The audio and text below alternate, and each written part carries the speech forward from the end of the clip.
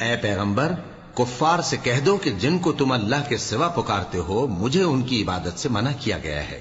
یہ بھی کہہ دو کہ میں تمہاری خواہشوں کی پیروی نہیں کروں گا، ایسا کروں تو گمراہ ہو جاؤں اور ہدایت یافتہ لوگوں میں نہ رہوں. کہہ دو کہ میں تو اپنے پروردگار کی دلیل روشن پر ہوں اور تم اس کی تکذیب کرتے ہو. جس چیز یعنی عذاب کے لیے تم جلدی کر رہے ہو وہ میرے پاس نہیں ہے، ایسا حکم اللہ ہی کے اختیار میں ہے. وہ سچی بات بیان فرماتا ہے اور وہ سب سے بہتر فیصلہ کرنے والا ہے.